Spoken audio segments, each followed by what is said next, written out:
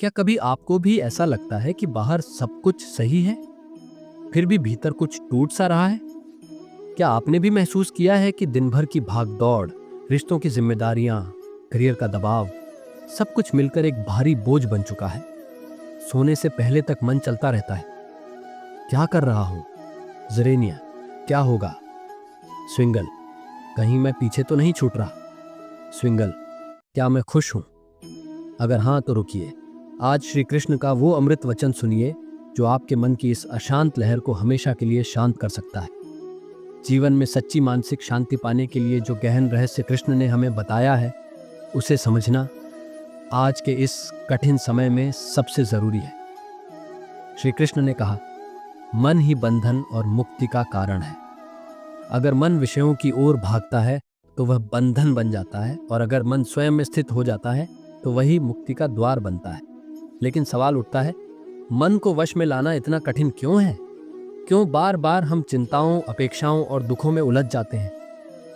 कृष्ण मुस्कुराकर उत्तर देते हैं, जब तक व्यक्ति परिणामों में आसक्त रहता है तब तक मन शांत नहीं हो सकता। यानी हमारी असली समस्या है फल की आसक्ति। हम हर काम से कोई विशेष परिणाम चाहते हैं, प्रशंसा, सफलता, प्यार, सम्मान। जब वह अपेक्षित फल नहीं मिलता तो दुख, चिंता और क्रोध जन्म लेते।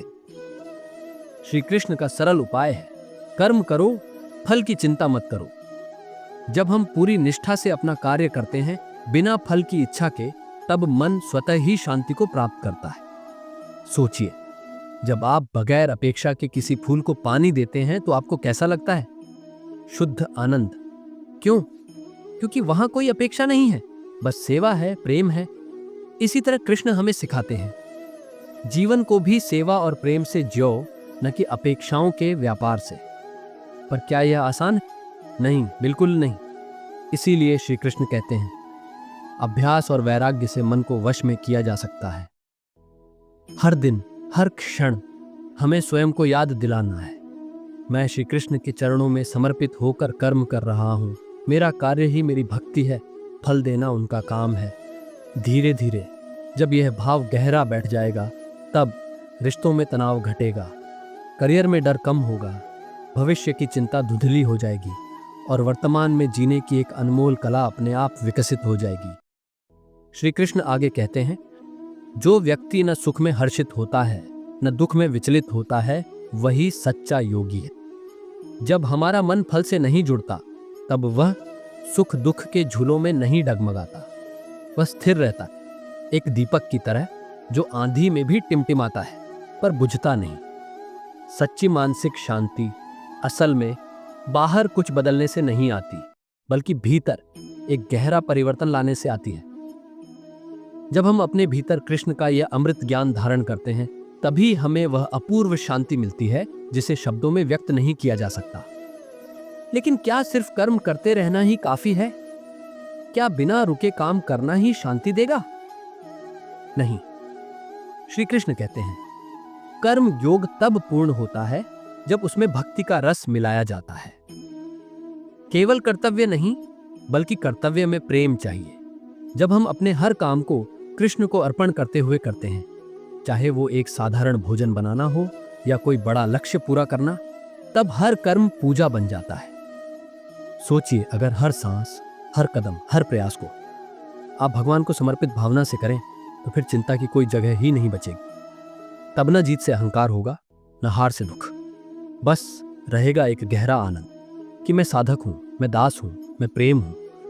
श्री कृष्ण ने अर्जुन से कहा था, मुझ में मन लगा, मेरा भक्त बन, मेरी पूजा कर और मुझको नमस्कार कर। यानी बाहरी कर्म के साथ साथ भीतरी समर्पण भी चाहिए। आज जो भी लोग मानसिक अशांति, बेचैनी, डर और निराशा से जूझ रहे हैं, उनके लिए यह मार्ग सबसे सरल और सशक्त है। श्री कृष्ण बार बार कहते हैं, भय त्यागो, मुझ में शरण लो।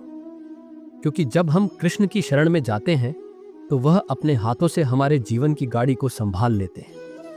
तब न हमें मार्ग खोजने की चिंता करनी पड़ती है, न मंजिल तक पहुंचने का डर रहता है। हम बस यात्रा का आनंद लेते हैं। तो सोचिए, क्या आप तैयार हैं अपने मन को कृष्ण के चरणों में समर्पित करने के लिए? क्या आप भी चाहते हैं कि आपका मन, जो आज बेचैन है, वह भीतर से शांत और प्रसन्न हो जाए? अगर हाँ, तो एक छोटे से कदम से शुरुआत करें। रोज सुबह 2 मिनट आंखें बंद करें और श्री कृष्ण से कहें, हे नाथ, आज का हर कर्म आपके चरणों में समर्पित है। बस इतना ही। धीरे धीरे आपका मन प्रशिक्षित हो जाएगा, चिंता छोड़ने में, आश्रय लेने में और भीतर स्थिरता पाने में।